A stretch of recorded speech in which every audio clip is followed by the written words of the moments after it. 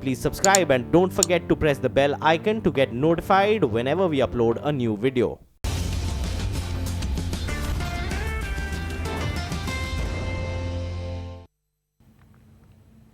Hello and welcome to the CNBC-TV18 special Market Masters.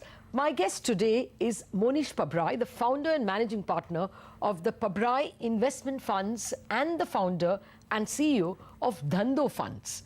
Pabrai shot to fame in June 2007 when he bid $650,100 with Guy Spear for a charity lunch with Warren Buffett. Obviously a huge fan of Buffett, Pabrai says his investment style is copied from Warren Buffett. His book, The Dhandho Investor, the low-risk value method to high returns, highlights his investing style. Another book by Mohnish Pabrai is Mosaic, Perspectives on Investing, where he has distilled the Warren Buffett method of investing. Well, without much ado, Mohnish Pabrai, welcome to this show. Well, first up, the Turkish issues may be ephemeral, may stay with us for a bit. But even without Turkey, do you think many markets, including US and India, are overpriced? You know, I definitely find US markets mostly either fully priced or overpriced. So we are not finding much in the US. I think in India, still very much a stock picker's market. And I think when you get past the top 100 names, there's a lot of opportunity. I mean, I think you've got to do your work, but still plenty of great businesses run by great leaders and at pretty decent valuations with good runways and such, but you've got to pick your spots. Okay, good to hear that. But, you know, last time you told us that you're like 95% invested in India and less than 5% is in the US. Has that changed? Yeah, actually, I think what I mentioned is that we are mostly at that time were invested outside the US, not only in India, but a few other geographies. But as I speak to you today, we have nothing in the US, and we probably have more than half the pie in India, and then we've got a little bit in China, a little bit in Europe.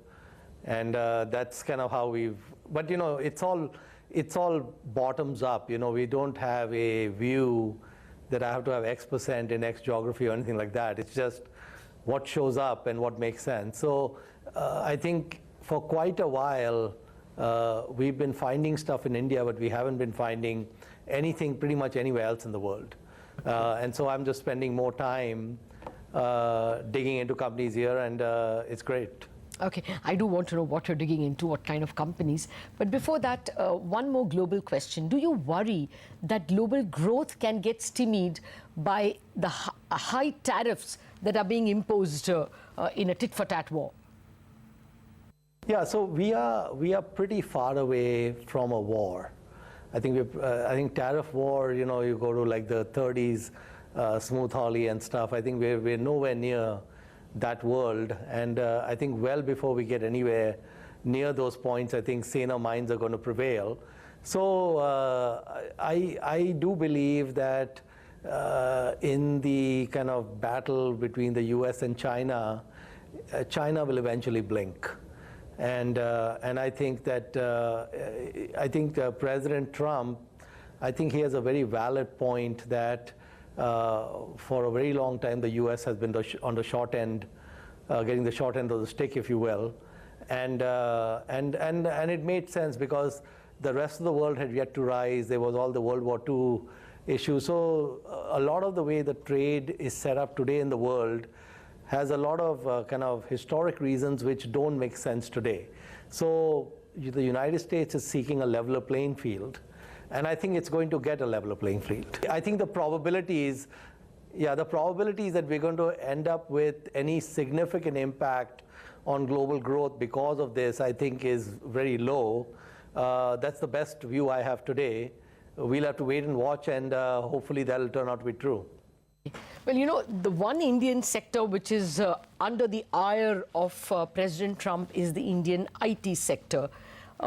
You see it from that side as well. Do you think Indian IT companies will suffer because of xenophobia in the US, or do you think they will gain because of US growth? Yeah, I think the US economy is in great shape. I think the IT companies in India face a very significant barrier with the number of H1s that are limited. And that is, there's nothing in the near term on the horizon in terms of Congress and the president agreeing that gives me confidence that will change maybe in the next year or two. Hopefully it does, because I think the US definitely needs to dramatically increase the talent coming into the country. So I think the US IT, the Indian IT firms will probably find it more and more attractive to hire a lot more people locally in the US. That is also not easy, but Infosys is trying to do that, and some of the other guys are trying to do that with campus recruiting and so on. So the problem I think Indian IT is going to face is that you have to really have strong capability to do the work in India without that much dependency on having a significant US workforce, which has not been the case historically. Historically, they've had a significant amount of work done on site, but hopefully that will change over time. So they have to adapt, and they also have to adapt in terms of the type of work. So they've always historically done the lower end IT work, and I think they've got to move up the food chain to get the higher margins and get more remote work without people having to be based in the US. So clearly you're not digging for value in the IT space. Actually, no. So, I used to be in the IT business. I actually have a tech background, and I always say that I don't invest in tech because I was in it. So generally speaking, I think the IT businesses for me are not that interesting, mainly because I think it's really hard to, there are two issues. It's hard to project the trajectories, and they're typically not cheap. So I prefer businesses where they're in industries where the rate of change is slow, they've got some dominance in those areas, and the valuations are palatable. Okay. And so then it just depends on kind of what we're able to find. And one of the advantages we have in India is that the tailwinds and growth in many areas are a multiple of GDP. And so that bodes really well if we can get things where we're not paying up too much. Okay, now which are these sectors where the tailwinds of growth are a multiple of the GDP? Would it be, for instance, the consumer goods sector? Yeah, I mean, I think I don't think I've historically invested much in the consumer goods and FMCGs, and I think in India, generally speaking, the problem there seems to be that, at least from my vantage point, is they're relatively expensive, and especially the well-trodden, well-known names. Like I said, I think the top 100, the Indian market is interesting in the sense that we almost had a very significant correction, or almost a crash, you can say, in the mid-cap and small-cap space, let's say in the last 6-7 months. And we haven't seen that in the larger names. So more and more money, the indices are hitting all-time highs. But a lot of mid-cap and small-cap names are still well below the highs they hit earlier. And so the thing is, there is a herd mentality where a lot of the money is flowing into a small number of names. And there's a relatively decent universe of, let's say, companies that, let's say, under 3,000-4,000 crore market caps, or maybe less than even a couple of thousand crore market caps, which I think have a lot of opportunity and have decent valuation and growth prospects. So for me, that area is a great area to dig into. Okay, something. And I think for many investors in India, getting into like an index fund with exposure in that space is a really good way to go. Oh, well, you know, Mohnish, there are a lot of people who have gotten invested in mid-cap and small-cap funds in 2017, and for them, what you are seeing is going to be music to their ears. But which mid-caps, which sectors, which stocks? That question to Mohnish Pabrai in a minute after this break.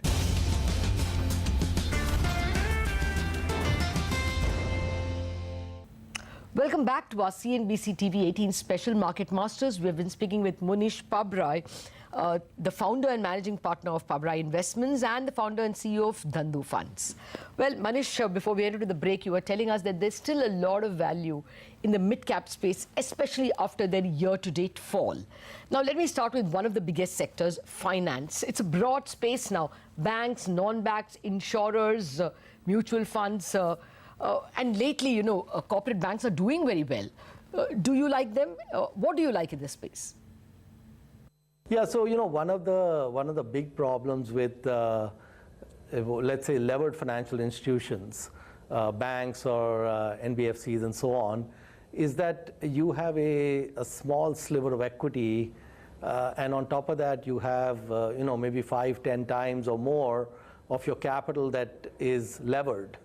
And as long as you don't make mistakes in the lending and have different spreads, it works well. But in general, those are not easy businesses. I think that in some sectors, like I think even the housing finance companies, there's a lot of entrants, new entrants in the field. The barriers to entry are relatively low, and you know, everyone and their brother thinks they can lend.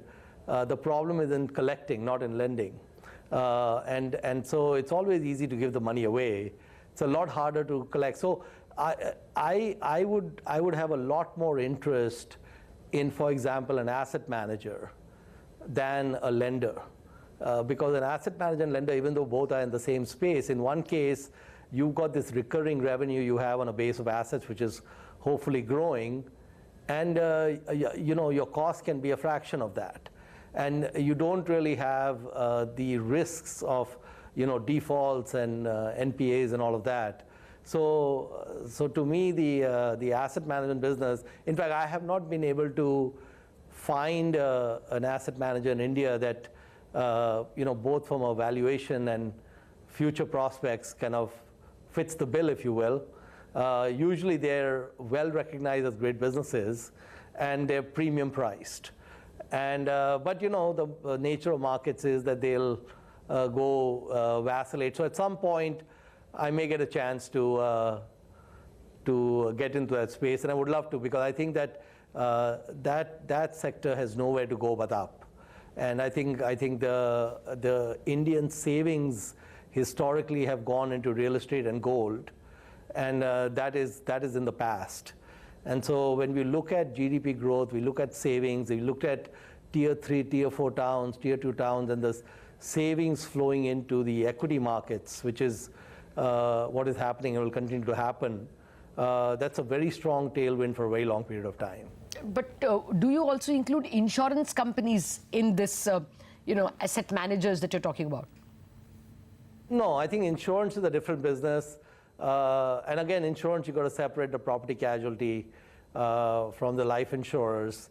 And quite frankly, I haven't done a lot of work on the Indian property. So, you know, historically, the Indian property casualty insurance business used to be purely state controlled.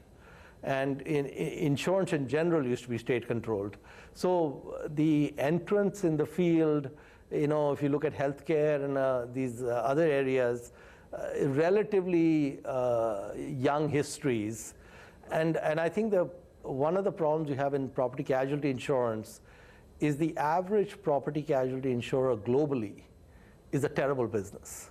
You know, just because you have these fat tail events that show up every 5-10 years, so things look fine for 5 or 10 years, and then you get hit a lot with 1 or 2 bad events. And so you know, it's a sector where I've historically had an interest, but I think it's good to be wary. So I have no investments in insurance, and I'm skeptical whether I can figure out where these companies are 5-10 years from now with any great precision or direction from my perspective. So I think that's Okay. insurance is not something I'm spending a lot of time on, if you will. Okay, let me come to what you already have. Sometime back you bought Rain Industries and you also bought Suntec Realty, right? You still like the real estate space, the Mumbai real estate space? Yeah, I mean, if you look at a company like Suntec, for example, when we were first buying our first shares, maybe about 16, 17 months ago, we paid about 1/3 the current price. And so the first quarter of 2017 and the second quarter, the first half of 2017, was, in my opinion, a tremendous time to go into, especially Mumbai real estate. And it's worked out quite well. I think those areas have tailwinds for a while. I think in real estate in general, I separate Mumbai from the rest of India because one of the only geographies in India which is land constrained and wall-to-wall people and a very low quality housing stock. In Mumbai, for example, even if you're affluent, you may not be living in a great flat, unfortunately. And so I think in general, specifically Mumbai, where we are landlocked, we have large amounts of population and very limited areas available for development, those are really good traits for real estate companies. And also the thing is that we had a trifecta with demonetization, GST, and RERA. And so 80-90% of the developers are out of business. And so the survivors, there's a handful of survivors, to them will go the spoils. So I think Pabrai Funds, we have a significant exposure in specifically Mumbai real estate, and I'm thrilled about that. I think it is north of 700 crores, and yeah, I think we'll keep that for a long time. Okay, well, we have been voted the third more livable city in India. Leave us with what you want to avoid right now. What is your don't like list?